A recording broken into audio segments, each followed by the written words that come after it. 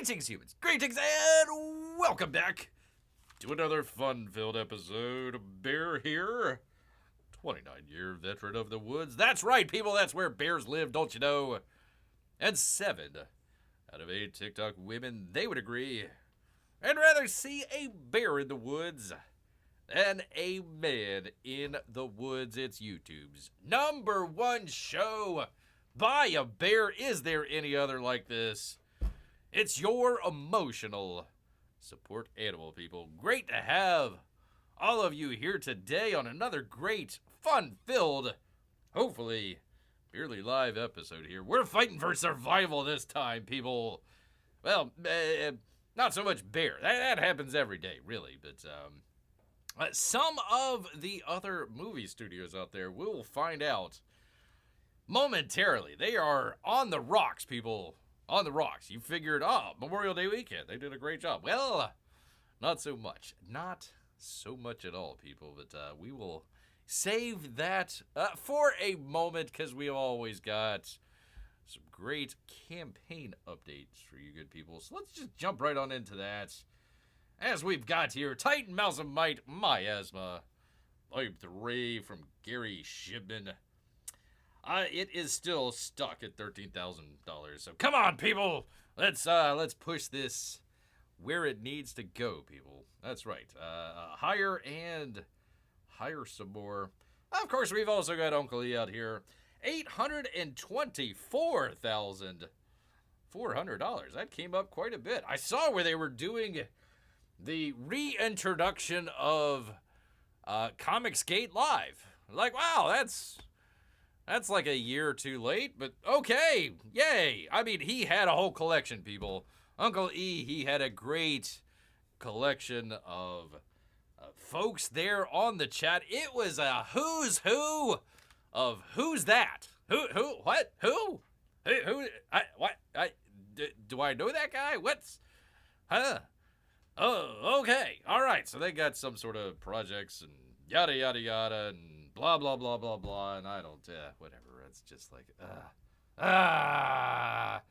we'll see, people. We'll see. I'm watching this thing for like a minute or two, and I'm like, it was towards the end. I think they were wrapping up with everything, and I'm like, man, oh man, where in this Brady Bunch type, boxes? Why has everybody got to be pasty white? I mean, could we find a token brother out there somewhere? Anyway, I don't care. Asian, it doesn't matter. It was pasty white fellas through and through. Not like I'm trying to be like all, check mark diversity box type situation there, but man, quite a difference from the last time Beer watched a Comicsgate Live episode many moons ago out here. So anyways, go check out Cyberfrog, yada, yada, yada. But we actually do have an update here from, that would be Graham Nolan, people. Hey, Amy, how you doing? He's got a call to action, people. Call to action. I meant to say hello to P-Money as well. Hello, P-Money.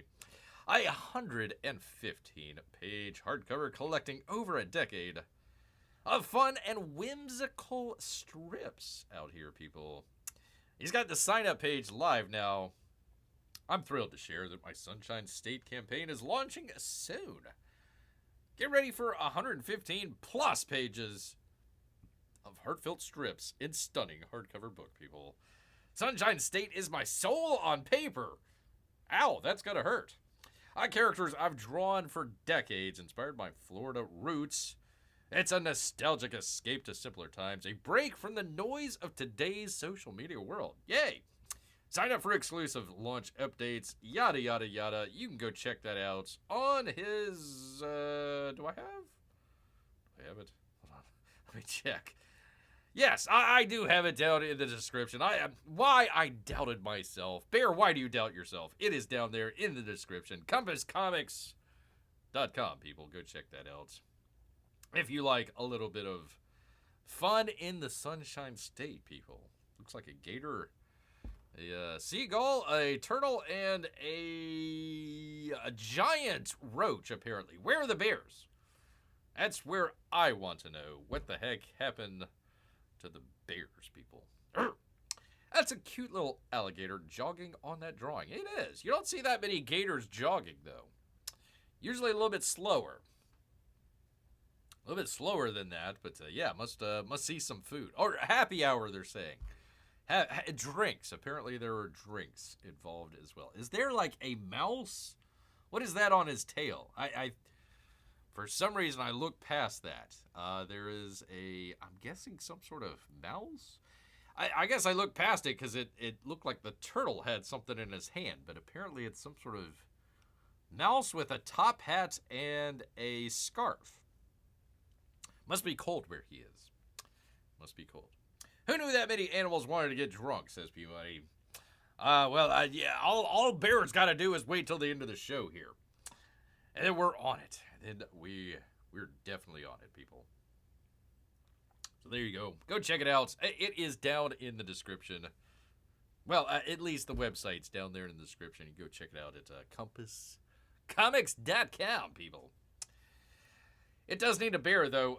One with a comic. Yes. Yep. The often requested bear comic. Origin story, probably. I need to do an origin story. Not going to be like some of the other places. Just media res, just jump right in. You need to know where bear comes from. And where that heartfelt, struggling to get along. When the evil hunter shot Bear's mom all those years ago. Which, by the way, apparently they're starting up another bear hunt season here in Florida. Yay! Yay. Gosh dang it, Ron Red Rum Death Santis almost makes Bear want to run for governor just to repeal that law, people. We'll see. We will see about that. All right, anyways, where the heck are we?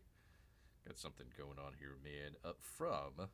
From, would you believe it, people? Would you believe it or not? You can choose to either believe it or not, honestly. Would you believe it? We had this just a couple shows ago. Was it the last show? It might have even been the last show that we were talking about this. I was like, oh boy, exciting. Yay. Yay. Something nostalgic. Something fun. Something interesting to go see. And you know what happens? Lawyers, that's what happens, people. Urgh. I'd vote for you, Bear. It would be an illegal vote, but I'd vote for you. Well, thank you, P-Money. Thank you so much for illegally voting for a bear. I don't know if the Florida Constitution would allow it, but hey, listen, they're allowing hunting of bears. So I had that story. I should have brought that up. I might bring that up the next time. Saw that a little while back. I'm like, gosh, dang it. Anyways, where the heck are we? Update from Bounding into Comics. J.B. Augustine, people. They were going to have a screening of the Schumacher cut of Batman Forever, the director's cut, at a small little theater out in L.A. They're going to show this screening of, 30-year-old movie? Yeah, 30-year-old movie out here. Let's check it out. They weren't charging people or anything like that. They were just going to show it and let people see. And now it is canceled, people, following a cease and desist order by who else but the Z-Man over there at Warner Brothers. Holy rusted metal, they say. The Dark Knight is certainly forever. But so too might be the struggle to see the uncut version of the 1995 Joel Schumacher film starring Val Kilmer. And this screening of the director's cut we previously reported is no longer happening, people. News of the event being held in Santa Monica-based it wasn't even, for crying out loud. It wasn't even a movie theater. And this is what I was trying to figure out the last time. Santa Monica-based store, Cinephile Video, was a little too public, people, causing Warner Brothers to catch wind of it and pull the plug. And they sent Cinephile one of their dreaded cease and desist letters. And you know what follows. Yes, I do. I certainly do, because Bear has been also subject of Warner Brothers' litigious aims out here. I wanted to show a little film, ditty out here a couple months back. It was a remake, live action remake. Those are all the hotness nowadays. Live action remake of the Powerpuff Girls on the CW, people. On the CW. There's no longer a CW. The show was never aired. So if you were lucky enough to check out that show, you would have seen the great a trailer that they had. Very interesting. I mean, I know some people didn't like it, but I thought it was pretty good. And now they took that video down for Bear. So I have been on the receiving end of that as well. And it's no good, people. It's no good at all, right? Right, Donald Faison from the Powerpuff Girls live action reboot. Right? I know. Yeah, I'm with you, Donald. I'm definitely with you out there, man. So, anyhow. What follows a legal request from Warner Brothers regarding the rights to the version of the film we intended to show. This was free. It was free. They were not getting any money out of this. Members only event meant to celebrate a unique piece of film history. I don't respect the rights of the studio's creators, whatever. I have chosen to withdraw the event accordingly. The message from Cinephile Video. Cinephile did not respond to the AV Club. They're still around? Wow. I thought that they went deep 6. 86, you might say. When they reached out for comment, at least not right away. With or without word from them, it's pretty clear their screening was unauthorized. Warner doesn't like it too much. At least when it's inconvenient to them. Right, Donald? Right, Donald? Yeah, I know. I'm with you. I'm definitely with you there on that one, man, for sure. There you go. And they canceled it. This guy's like, boo! Boo. They still released 2 versions of it on the soon-to-be HBO Again Max.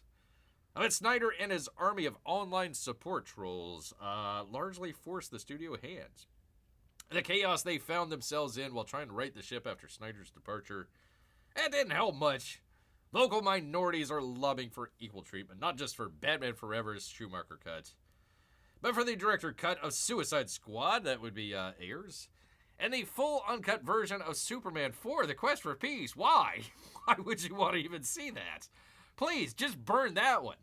Can we just have a cease and desist on Superman 4? Because that would definitely be the bee's knees right there.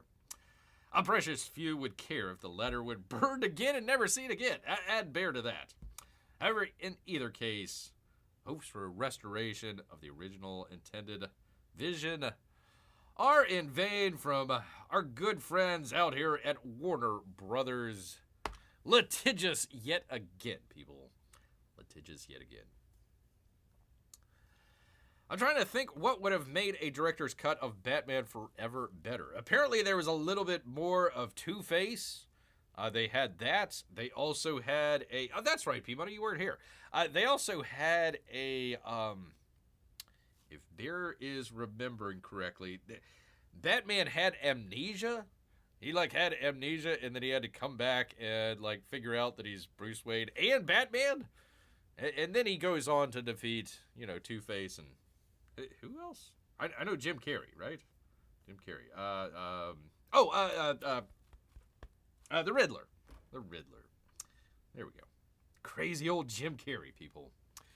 So they had, it was probably about a 30 or 40 minute, just kind of laid out a little bit more of the character history and stuff like that. I don't think people, if you don't like, Batman Forever, I don't think this would just automatically make it great all of a sudden, but I might have added a little bit more context to it. What the hell, man? It's a 30-year-old film. The director is dead. The actor is dead. It's 3 or 4 owners previous from Warner Brothers Discovery now. So and showing in a video store that wasn't charging any money for it. Like Bear, I didn't charge any money. I wasn't getting any money from Super Chats when I was showing the Powerpuff Girls stuff, right, Donald? Right? I'm with you on that one, man. Yeah, definitely with you on that one, man, for sure. So, eh. But fear not, people. Fear not. It's just a minor bump in the road for Warner Brothers. They are just going to the moon, people. Listen, they are our betters, and they know better than we all do, people. From Bounding into Comics, and JB Augustine. Warner Brothers Discovery credit rating drops dramatically as company prepares to split up. What? Huh? Nobody saw that one coming. Just when Warner Brothers seemed to be on the right track after a Minecraft movie and Sinners, becoming box office hits. Except for this one, Mickey 17. That was a dumb movie. The whole company was dealt another blow that honestly many, including a bear, saw coming. The S&P has reduced Warner Brothers Discovery credit rating to junk. That would be like literally the worst that you could get, other than it being just like free. Amy says, I guess they really wanted to bury that Powerpuff Girl movie. It was not a movie. It was a lot, right? Right? Donald Faison? I just love cutting back to him. It was a TV series. It was a live action TV series that they were going to... It's kind of interesting. It was Dakota...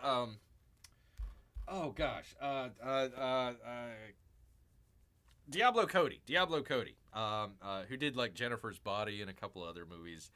She wrote this. It looked interesting. It was like the grown-up version of the Powerpuff Girls. Like, what happens to the Powerpuff Girls after they've grown up and like their fame has diminished and all this other stuff? What would that kind of look like? And it was an interesting take. It never showed. And the CW is defunct. There's no CW anymore, so there's not even... It's a TV series that never went to air on a network that is no longer existing. And old Warner Brothers wants to come by and say, nope, you can't even show the trailer for something that didn't even come out. Oh, that's right, says Amy. Yes, there you go. I would love to show more, but...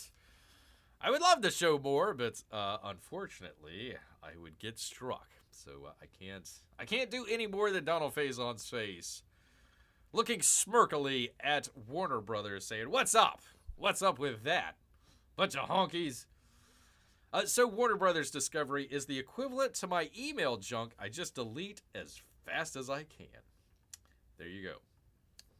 Junk status. According to Variety, S&P Global ratings lowered Warner Brothers Discovery ratings to BB+, and lowered its forecast from 25 to 26 because the shaky ground the company's linear television is on. Oh, that's all? That aspect of the business faces, quote, continued revenue and cash flow declines in its linear TV operations, which will offset the growth at the company's streaming and studio segments.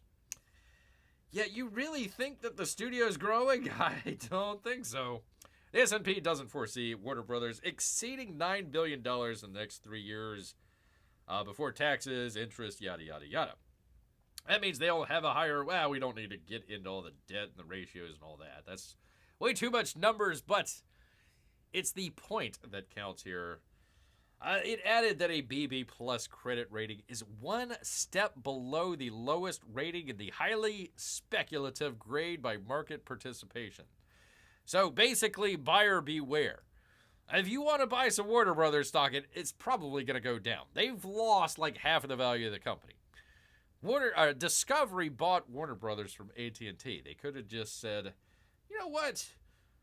We might, here at Discovery, might get out of the TV business because there's a lot of cord cutting going on. We'll still produce TV shows and content. But you know what? One of these other streaming services, maybe we could sell our content kind of like a Tubi or a Pluto or something like that. Hulu, maybe. Sell that, get revenue from that. No, instead, they took on like $40 billion in debt. Some crazy amount. They're only worth like 20 at the most.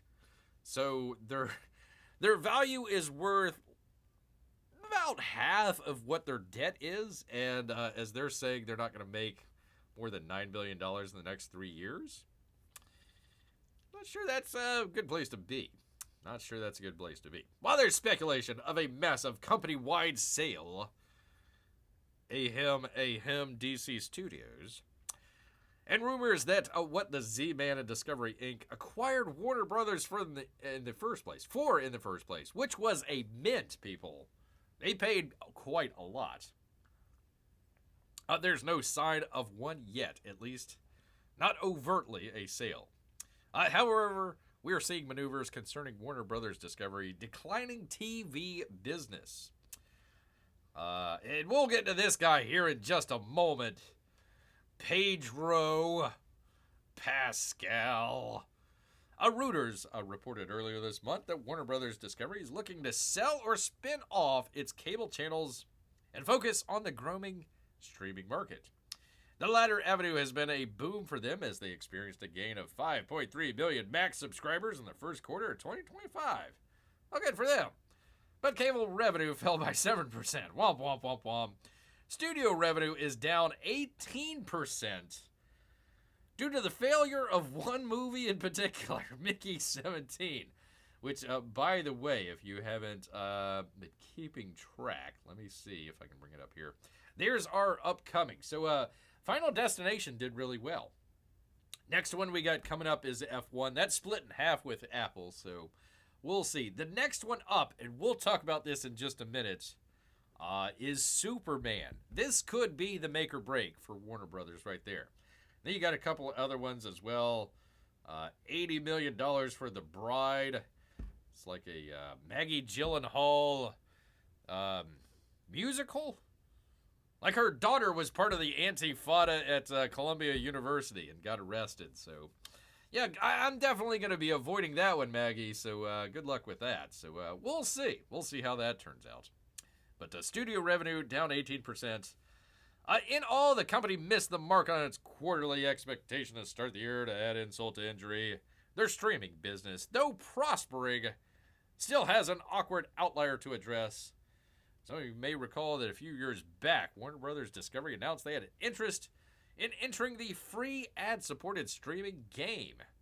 So they're trying to get ads in there, but didn't quite work out for what's her name?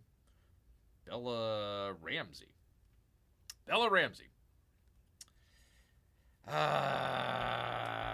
not going to go there. Not going to go there. Smirkily. Thank you, Amy. Thank you. I'm going to come up. That is a bear word. Bear word, smirkily. Number one, you have a brand new word. Number two, it came from a bear. So that's an extra one. So Merriam-Webster's, I want that 10% for the big bear out there. Thanks, Pedro, for making Reed Richards have a mustache when he's never had a mustache. You know what they should have done is they should have done the Henry Cavill Superman removal, right? The removal of the mustache when he had to come back for the Justice League. He was still starring with the Mission Impossible movie, probably the best one out there, the Fallout. So he's starring in that. He had a big mustache for that. They were still shooting it. They needed to come back for some reshoots. It's like, Henry, we need to shave that mustache off of you. He's like, nope, not going to happen. So they had to spend it was like $20 million just to digitally remove his giant stash from Superman. Oh, boy, oh, boy. Oh, yeah. Which, by the way, speaking of Henry Cavill and Mission Impossible. So the writer and director of Mission Impossible, Christopher McQuarrie. I was listening to an interview that he was doing probably a couple days ago talking about the last Mission Impossible movie. And they got onto a couple different subjects. One of them was, and I didn't realize this, he was writing and maybe possibly could have directed. That would have been... what did they call that? Man of Steel 2. They were going to come out with Man of Steel 2, P-Money, with Christopher McQuarrie writing it, and they had come up with a great concept with it. It was going to be basically Superman fighting, Who was he fighting? The Green Lantern. They were going to have that. They were going to have a battle between Superman and Green Lantern. And then apparently they were going to finally, at the end, kind of join forces and go on, I'm assuming, with the new Justice League movie or something like that. But that was going to be the plan forward. We never got that. He said he finally cracked the code on Green Lantern. Figured out how to make him work and everything. And nope. We got that son of a gun James Gunn doing the movie instead. So we'll get into that in just a minute here. Let's see. P-Money says, speaking of movies, I'm finally going to watch Captain America Brave New World with my wife on Disney Plus for the first time tonight. I'm so sorry, P-Money. I feel so bad. There's probably a couple of hours that you're just not going to get back, honestly. The result of this endeavor was supposed to be Warner Brothers TV, a service which Cord Cutter News puts it, analysts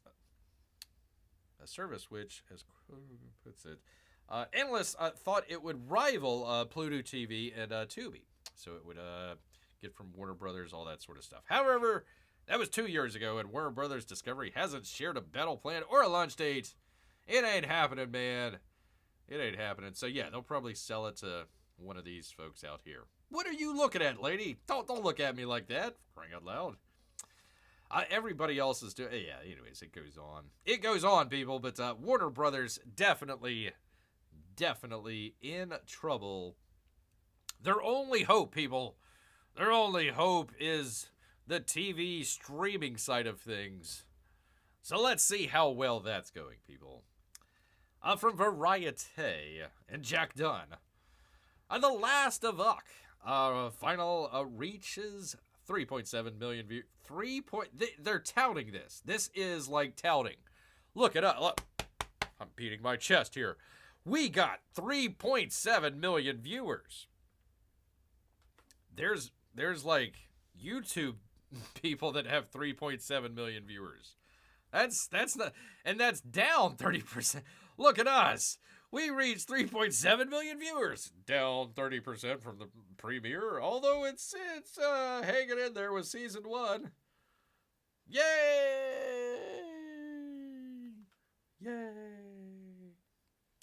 It's either spend the evening crying about my life choices or watch the movie and then cry about my life choices. Well, you could do both, I guess. Yay, says Amy. Yay! Yes, we're cheering this on. Yay! They're saying, wow, look at us, 3.7 million viewers. And this is like their premium show. This is like their top, other than, what is it? The Game of Thrones spinoff show. Penguin, but Penguin isn't coming back, so they literally have nothing. They got nothing other than forehead girl here. That marks a 30% drop from season 2 premiere, which reached 5. That's not nothing to beat your chest over either. 5.3.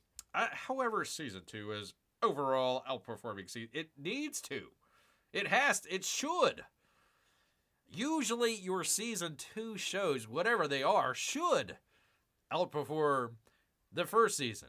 Otherwise, you're doing a terrible job. Blah, blah, blah, blah. Pedro Pascal, Bella Ramsey led the cast, was an instant hit, I guess. 5.7 million viewers. I don't know if that's a great number or not. 8.2. Not bad. That was the season 1 closer here. Let's see. The logline for The Last of Us season 2 reads 5 years after the events of the first season. I don't care. I honestly don't care. I played the video game, the first one. It was all right. I never finished it. Everybody says, "Oh, the ending's great." I'm like, I got bored at the end. A great gameplay. I like the sound design. They have I guess they're supposed to be like zombies, fungus type zombies. I'm not really sure how that worked, but they would have kind of like a clicking sound. So you'd go through the level and click, click, click, click, click. And it was kind of like a stealth action type video game. I like the gameplay itself. The gameplay was fine. Everybody's like, oh, well, it's got this great story in there. It's like, nah. It's like a route story about zombies. If you've seen one zombie movie, you've seen this one as well. So, there you go. Maybe they should start making good shows, says Amy. I wonder why this show lost so many viewers. I wonder why they're not making good shows. This is an old head scratcher for Bear here. I'm scratching the head trying to figure out how the heck we can figure out why the show declined in viewership. It is conundrum, people. Well, Amy, they did that with the Penguin. It was actually the only good thing about the Batman. Yeah, Colin Farrell did a great job in that. That's probably the best. That and that car chase. That was the best part. And what was his face? The Riddler. Paul Dino. Paul Dino did an excellent job in there. Other than that, yeah, and it doesn't sound like they're going to come back with the Batman 2. It just doesn't sound like that's happening, people. They've canceled. They didn't cancel. They're not coming back with Penguin 2. It's just going to be a limited series, and that's it. There's no season 2 of that show. So what do we got? We got Last of Us. How queer love, people, grounds The Last of Us above all else, despite the online backlash. Well, maybe going back to this original story here, down 30% from the premiere, despite the online backlash. I wonder if there's a correlation here. God, I wonder, Bear thing. Could there be a correlation between the two? I don't know. Let's read on from Matt Minton at Variety, people. The first time that Neil Druckmann.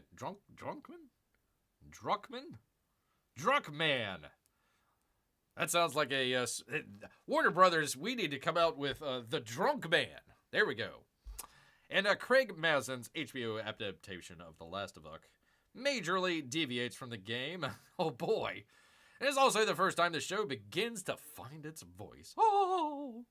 The heartbreaking scene of Season 1 episode Long Time tells the intimate 20-year love story between Bill and Frank as the two fall for each other despite Bill's more controlling masculine nature, and even though Frank takes it up the keister. But in the game, the relationship is merely hinted at when Joel and Ellie discover Frank's body hanging with a note. So they expanded that out into an entire hour-long episode. Oh, terrific. It's notable expansion from the game and the kind of narrative detour that your average post-apocalyptic show wouldn't dare devote an entire episode to. Gosh, I wonder why they're down 30%. Anyways, but in a world that has completely left hope behind, watching two men get it on still finds a rare form of connection is what gives this show its unique edge, I guess, for a genre series set in the aftermath of humanity's collapse. Which, by the way, should your humanity collapsing in an apocalyptic wasteland feature queer voices? Now, I'm not against queer voices out there. That's fine. But I'm assuming you're trying to repopulate the Earth after a major incident. And I'm not too sure that two dudes getting it on is going to help out. Or two ladies. I'm not too sure that's going to help out. Blah, blah, blah, blah, blah, blah, blah, blah, blah. Season 1's dramatic arc largely hinged on the father-daughter relationship that forms between Joel and Ellie. Joel's death in Season 2, spoiler alert, has forced the show to find a new anchor and a new...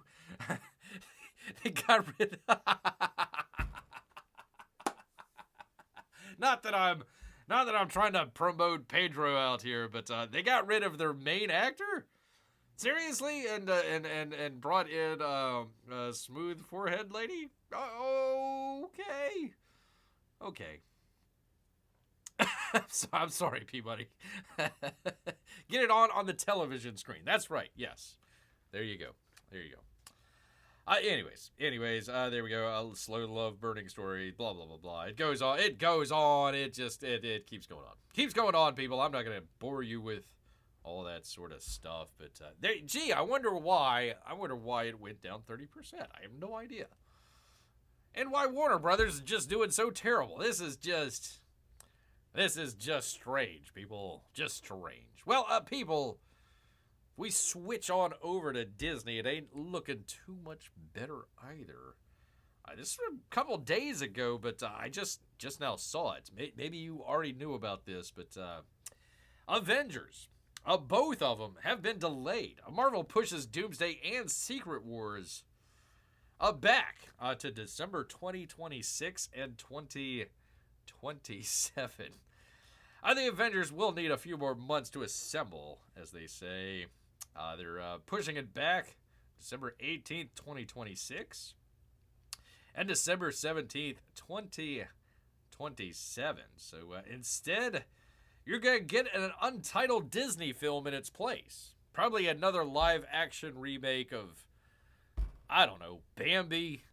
What else do they got left? God, what do they have left? Probably not the Song of the South, that's for sure. They're definitely not going to do that. Definitely not going to do that. God, I don't know. I don't know what else they got. They'll figure out something, people. They'll make a... I don't know. Maybe a live-action Pixar film. A live-action Toy Story 5 or something like that. Maybe that's what they'll do. Untitled Disney film instead. Untitled Disney film. That sounds promising, says Amy. There you go.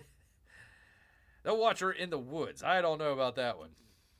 I'm not sure about that one. But this kind of... I'm sorry that we're doing so many variety things out here, but this one was pretty good. As comic book movies scale back releases, Marvel and DC look to this summer to decide the future of superhero cinema. So a lot of people were bad-mouthing Bear, saying, "Oh, come on, Bear. Why are you talking about Superman and all this other stuff? You really think it's on the edge? If Superman doesn't do bad, you really think the freaking whole studio is going to go down?" Yes, I do. Yes, I do. That's why I was so big on figuring that they were going to spin that off and sell it off. But they decided to go for it and spend $300+ million. So we'll see. Ay. Thank you, P-Money. It's easy, really too easy at this point to proclaim that the era of superhero movies is over. It's not over, but it's declining fast. At the start of this month, Marvel's Thunderbolts * Marks, a.k.a. the New Avengers, opened to some of the strongest reviews in the Marvel Cinematic Universe, and nobody went to go see it. And yet, by the end of May, it will have earned less money domestically than Doctor Strange in its opening weekend. They have it $174 million to date, which it's been in the theaters for, 5 weeks? 4 weeks? It's less than they made on their opening weekend. Last week, Marvel Studio announced that it was pushing back. Yep, we just talked about that. The former decision will allow directors Joe and Anthony Russo more time to marshal two of the biggest, most expensive feature films ever made. Apparently, there was no script. So you're putting in a $300 million film and you have no script whatsoever and you have like 50 different characters. Good luck. Good luck with that one. So that's why they decided to push it back. Is there any chance they would make a Muppets Avengers? No, Amy. I think the Muppets are Warner Brothers, if I remember correctly. I believe the Muppets are they with Disney? No, I thought they were with Warner Brothers, if I remember correctly. Do they realize how much money they would make if they did like a Star Wars with MCU Muppets? Yeah, I think the Muppets are with Warner Brothers, if I remember correctly. I could be wrong. To be sure, a quick scan of the box office charts makes plain that the audience's appetites have shifted Other movies like Sinners, Lilo and Stitch, a Minecraft movie, let's not forget Mission Impossible, then are just about costume extraordinary beings swooping in to defeat an overwhelming threat. The wall superheroes may no longer be an invincible box office force. Their obsolescence has also been wildly overstated. For one, some of these movies are still global sensations. 2024's Deadpool and Wolverine, which Bear said at the time, that was a make or break movie, including for the entire studio system. That summer last year was really make or break, and it was looking bad at this point in the year. Deadpool might have came out by this time, I forget, but let's see, Furiosa. What was the other one that completely bombed as well? I can't even remember these days, but yeah, so they've got Deadpool, Spider-Man Across the Spider-Verse, which, okay, how are you going to top that? This is a really great question. Okay, you've gotten Spider-Mans from different movie universes to come together. Okay, great. How do you top that? I have no idea. I have no idea whatsoever how you top that. So, once again, what they're saying is, yeah, it might have peaked, but there's still, a little bit of roller coaster left going downhill. Guardians of the Galaxy 3 did not make. They're trying to say this is a great movie. Well, hold on. Let me find it here. 1 second here, people. Thing with the thing. I got it here somewhere. Here we go. I've got it right here. Let's see. Deadpool and Wolverine, $1.3 billion. Guardians of the Galaxy, $845 million. It was about a $200 million film. It needed to make at least $400 million. Divide that in half with, all the theaters. So you probably needed, at least $600 million. So it barely made its money back. It might have made a little bit of money, but not much. Not much to put up there on your charts. Not much. Jim Henson sold them to Disney. Oh, okay. Really? You know what? I'm thinking of Sesame Street. That's what I was thinking of, Peabody. My bad. I for some reason I thought it was two different, Muppet type creatures out there. I got confused. I'm sorry. Would Yoda be a real person? Ooh, Amy, good question. Good question. Star Wars Muppets. Listen, you two right now have more great ideas than the entire collected studio might of Disney and Warner Brothers.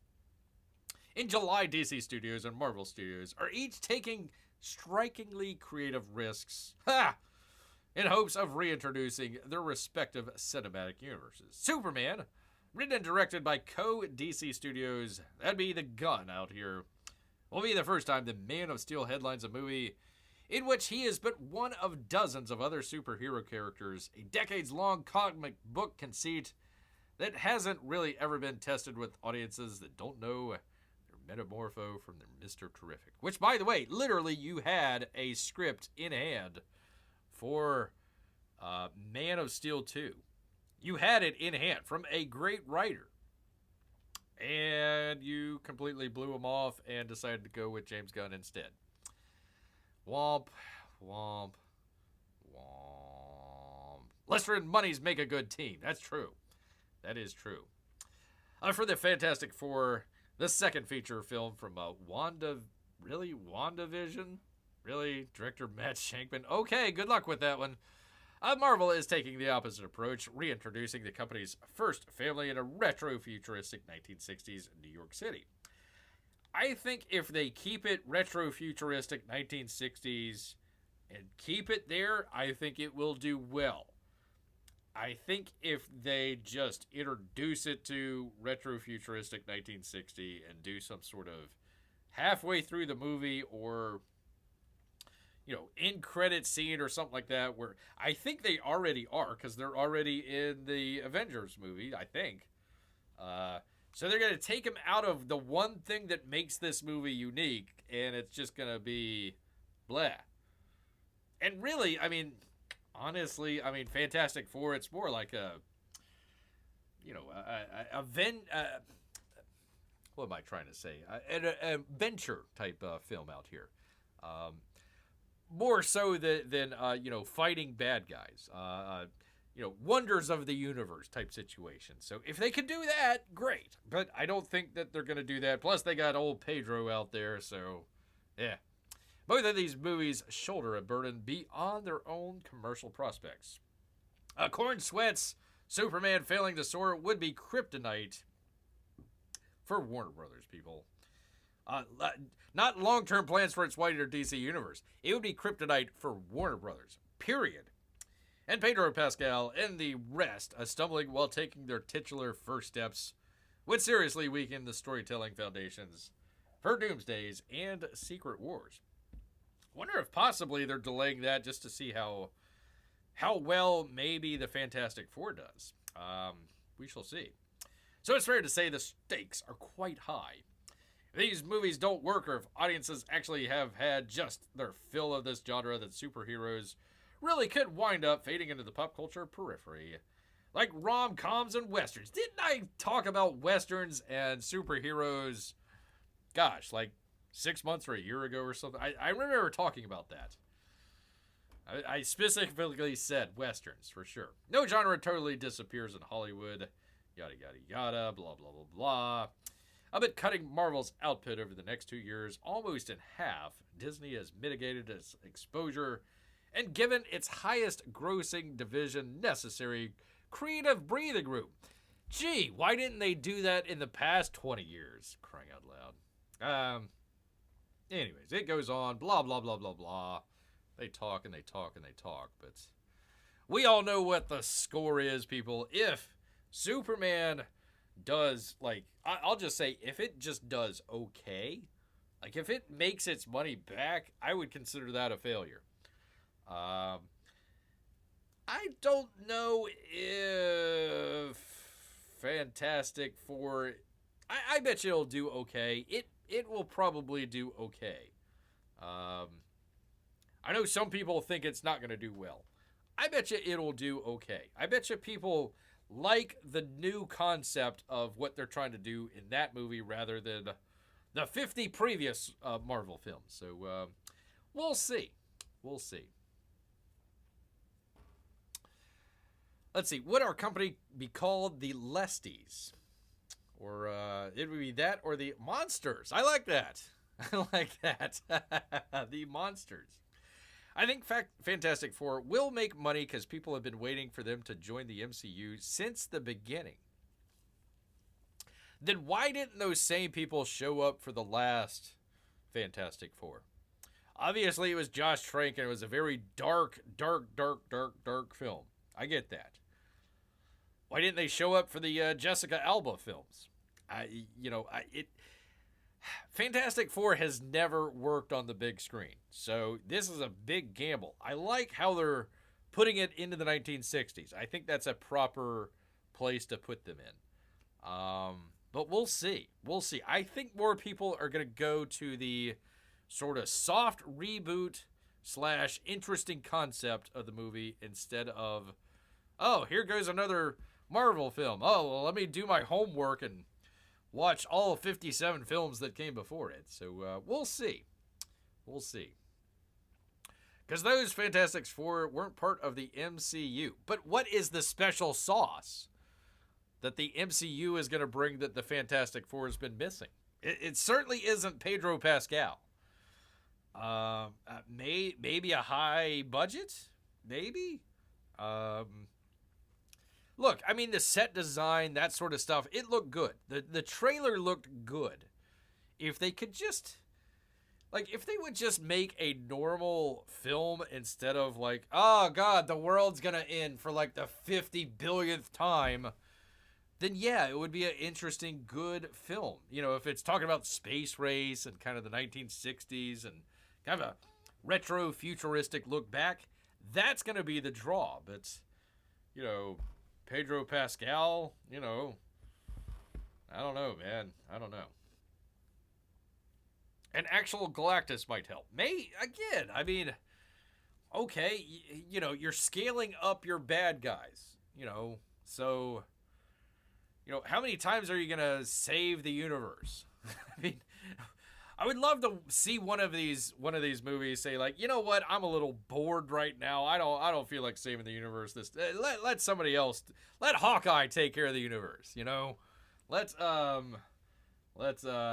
don't know. Let Doctor Strange take care of it this time. I don't need to do this, man. I got plenty of other stuff to do. That would be my thing, but I don't think they're ever going to do that. I think they're going to keep going until it completely, the bottom drops out. And it's creaky right now, people. Creaky right now. So, once again, this summer, yet again, we're looking at 2 movies. Superman, Fantastic Four. It's got to do Boffo. It's got to do Lilo and Stitch numbers. Otherwise, we're looking at some trouble, people. Definitely some trouble. Reed and Sue, don't have much charisma. Maybe they should fix that, says Amy. I don't think that Vanessa Kirby, the lady in the film, I don't think that she would be the right... She's a good actress. Don't get me wrong. She's a good actress. I don't know if this is the right part for her. I feel like she's a little bit miscast. I don't mind Pedro Pascal. Listen, the whole... how shall I say this, people? The whole flamboyant nature of Pedro Pascal, whatever. He's not a great actor. He's not a terrible actor. He's just fine. He's okay. I don't know about her. I don't feel her all that well. So we'll see. I mean, she could blow Bear away. I have no idea. No idea, but yeah, they do need to have a little bit more charisma. I did like the part where they were just talking about, the family situation. She was going to have a baby. They were talking about maybe getting married and stuff like that. Just have a just normal movie that just happens to have superheroes in there. It doesn't have to be like giant galaxy-ending stakes. It could just be something as simple as, will they get married or won't they get married while they're doing, some stuff out there in the world. Maybe they've got to go to Mars or something like that when something's happening, or a space station. They got to save, what's going on in the space station. You can make it look pretty cool and everything. Maybe a place on the moon or something like that. They just got to go save that, but they're also trying to deal with, family type situation. I think personal, emotional stakes are a whole lot better than giant explosions and somebody punching somebody in CGI for the 100th time. We've seen that. I don't care how much CGI and money you put into it. It's the same. It's literal the same. So we'll see. I'm trying, P-Money. I know my audience out here. I'm biting my tongue. The flamboyant Pedro. There you go, people. There you go. Well, thank you, Amy. Thank you. We are coming. Listen, the trio of P-Money, Amy, and Bear have come up with better concepts for movies out there for a number of studios to do that come from the fans. That would be a whole lot better than, what was his name? Sharkman? What was it? Let's see. Matt Shankman from WandaVision. Okay, fine. I mean, you want to put the guy that was doing period stuff in the TV show to do period stuff in the movie. Okay, that works. I just don't know if taking a guy from TV and bringing him into movies is going to work. That could work, especially on a budget. I don't mind making a $120 million film. It just doesn't have to be, let me put it a different way. Every time you bump up the budget, you have to bump up the stakes, right? So every time they increase the budget, the stakes also have to increase. So you go from, just a generic, I won't say generic, but, interpersonal between, a family or friends or something like that. And will they work that out? Will they become friends in the end? The Christopher McQuarrie one that they were going to do. Superman and, what's his name? Oh, gosh. the other guy, they were going to fight it out. They were going to fight it out, and then they were going to become friends at the end. So you wanted to see that. Hey, they both see the world. Green Lantern. God, what am I trying to say here? They both saw the world just from slightly different angles, and that's where the conflict came from. So, like, Iron Man and Captain America. They saw the same world. They were trying to do the same thing, but they were coming at it from different angles. And them, fighting it out, but then reconciling at the end. That's what made it powerful. Not, oh, here's another fight. Here's another explosion. Here's another, giant world-ending thing. That's what you want to go for. That's what audiences want to go for. At least most audiences. There you go. Let's see. Snow White was $300 million. That was a lot of reshoots, though. $120 million would be a budget. Yeah, that wouldn't be too bad. Let's see. Amy, I just told Ruth she really likes your Muppets, Star Wars, and Yoda is the only human in the movie idea. I like it too. You know what? You can just get a bunch of stuff together and just make your own Muppet Star Wars film. I mean, what's the worst that can happen? Disney comes in and gives you a cease and desist order for, coming up with a really great idea that they should have came up with? Probably. I agree with you, Donald. I agree with you also here. That's going to be my face from now on. I'm going to have to just cut back to Donald Face On whenever we talk about great ideas and why the studios are just so silly and stupid sometimes. Just get the look. Just Yep, pretty much. Yep. Yeah, pretty much. Pretty much out here. Yeah. All right. Well, let's end the show on a fun and happy note, people. Fun and happy note because it's travel season, people. It is travel. And I'm sure some of you might be going through airports this summer. So what better way to look into some of the airports that are out there and some of the little behind-the-scenes stuff that is going on that you might not even notice. From the New York Post and Brooke Steinberg. New York City's most hated airport, JFK, isn't as awful as you think. And there's some secret spots that are a total trip, people. You're not going to replace... not gonna happen, Rick, with that face. No, of course not. There's always Donald Face On looking side-eye at us, but we always have in the background here. Where is he here? Hold on. Let me get my Rick. Let's do the Rick, people. Let's do it here. Hold on. I don't want to bother with that, but let's go. What the hell's going on here, Disney and Warner Brothers?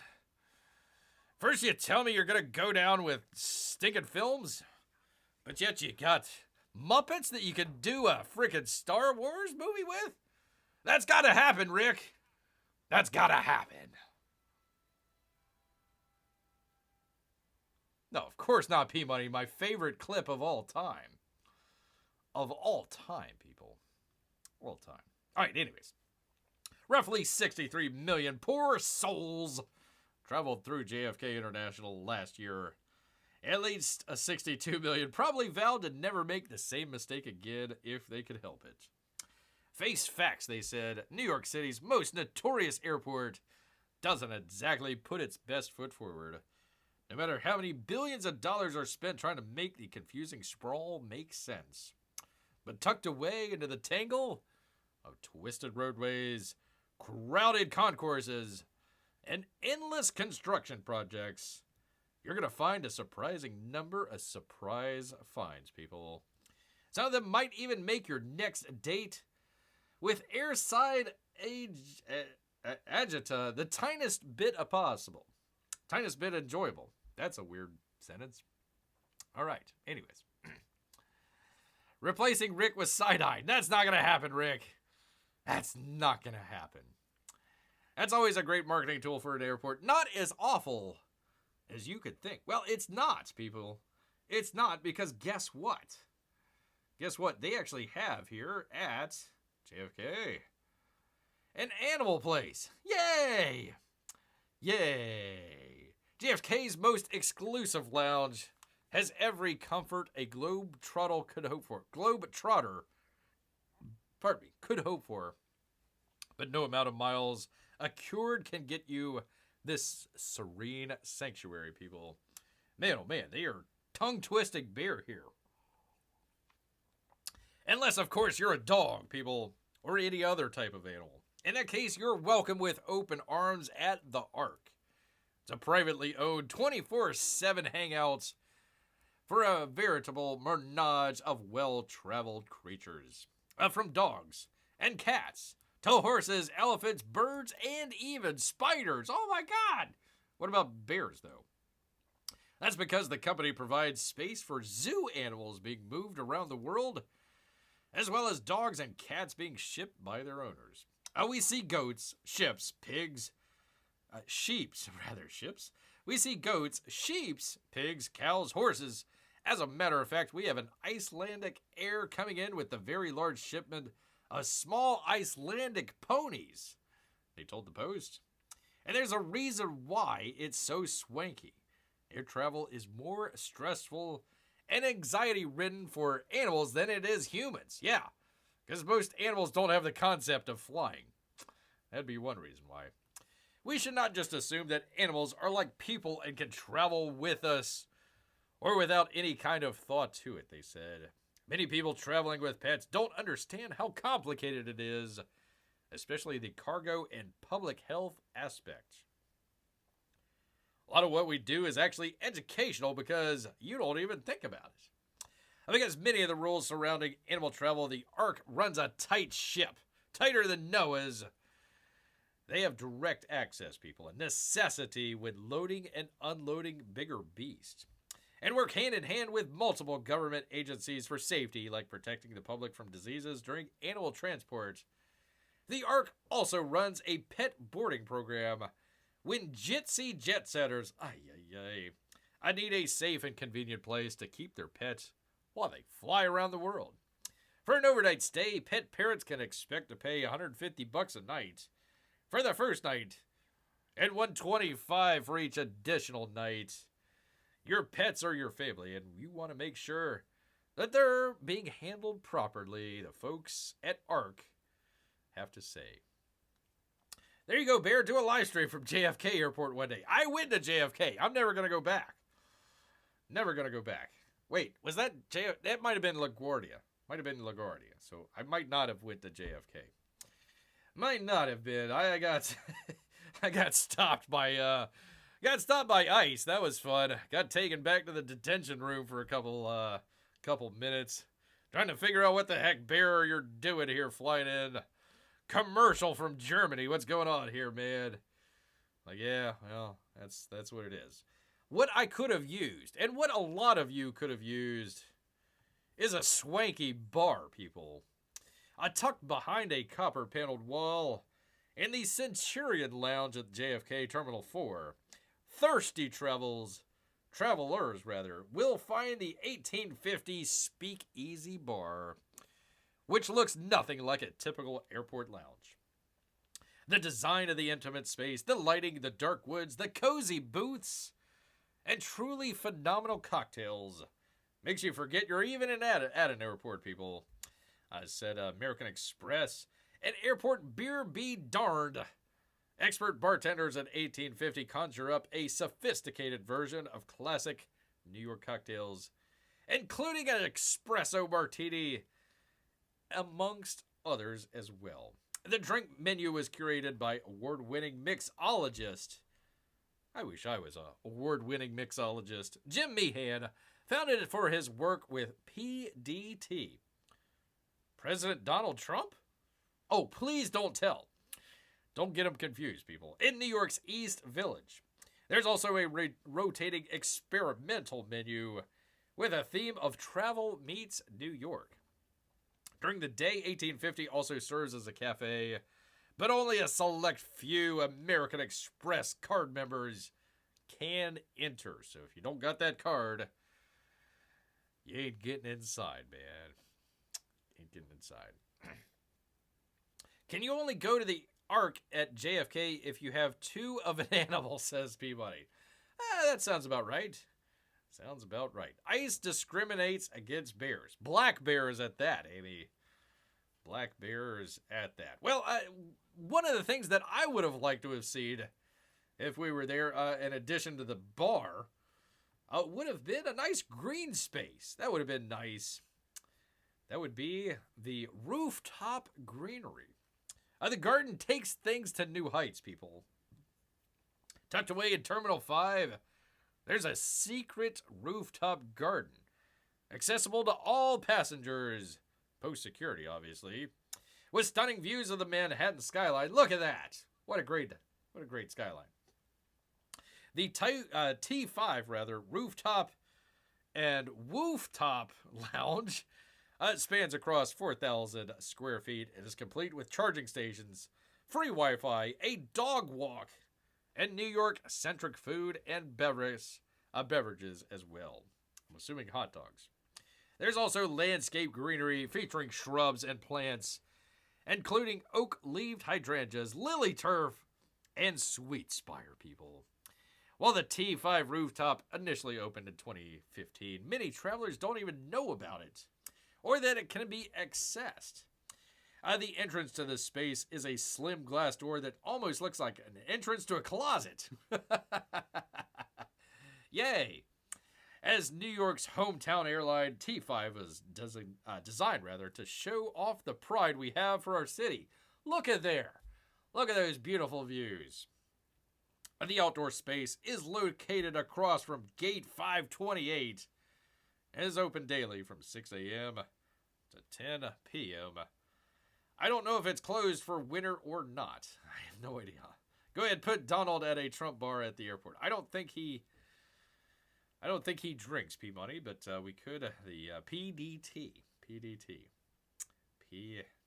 And finally, did you know there's a hotel at JFK? There is, at the old TWA section. JFK's acclaimed TWA hotel is a destination unto itself, people. The travelers on the move can have plenty of fun while they're waiting for their flights elsewhere. The repurposed in-row designed TWA terminal has a raft of amenities, like the Perret Cafe by Jean-Georges, which is located in its original location up the curving staircase on the mezzanine level, people.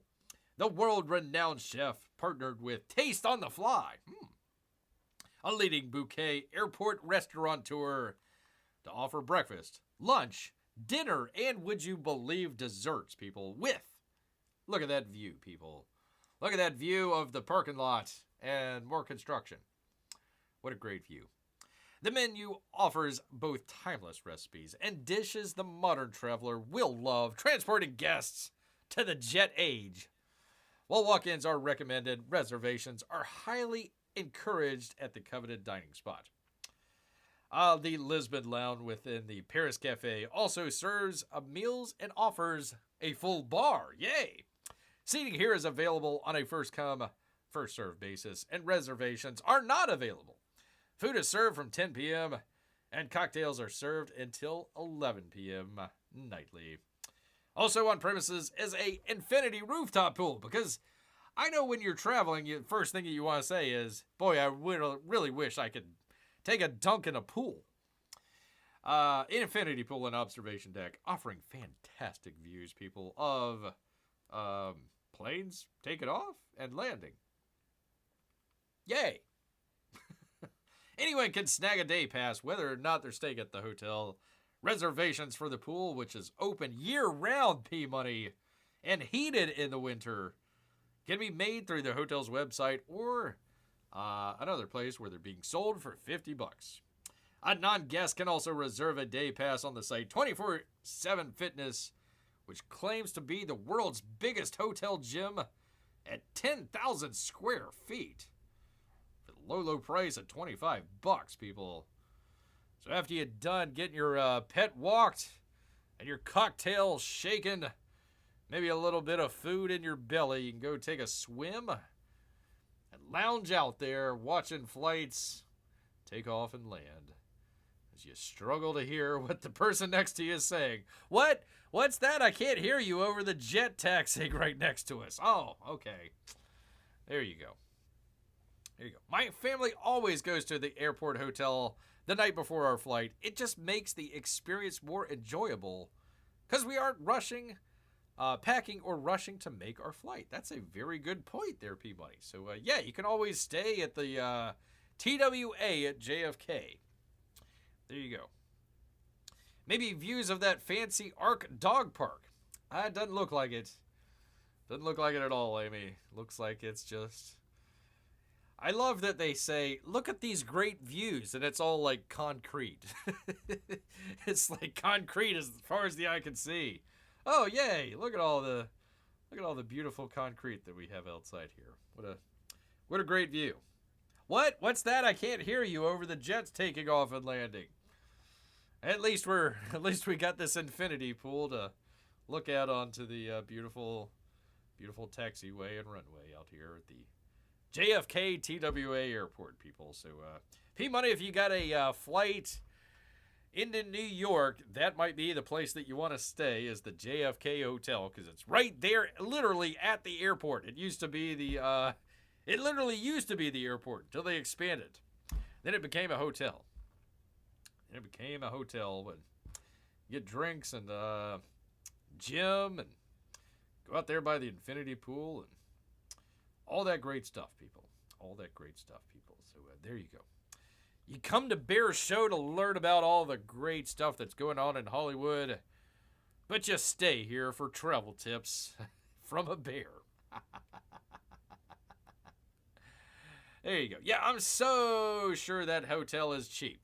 Well, look, I mean, I didn't say it was cheap or anything, but listen, I mean, New York is not cheap at all. So good luck trying to find a hotel in New York City. Plus, you got to pay for the cab ride to the airport. So, yeah, I mean, you're probably saving a good $100 right there. So, just go ahead and thank Bear. Go ahead and thank Bear now, and you'll be relieved later, sir. There you go, man. There you go. So, all right. Well, I think that's been a really great show for all of you good people out here today. I wish I had more, but if I had more, we would be going for another hour here, people. And I already went 2 hours last night, people. I need a little bear time to myself. Need a little bear time. For crying out loud. So I hope, number one, you enjoyed the show last night. If you didn't, come on out to the chat council and check out what we got going on, because we're beating up a Harriet Tubman out here, people. That's right.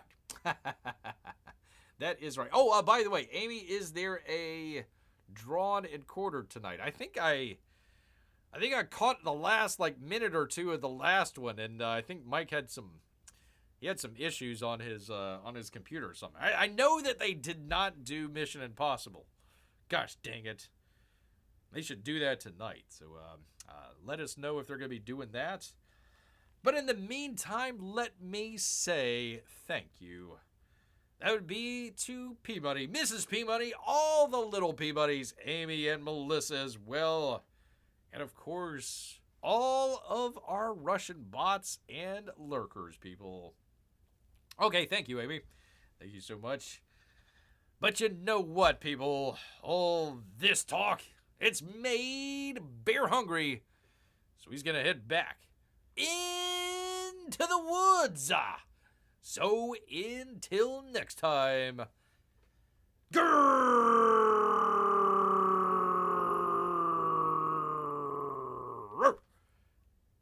Night, everyone.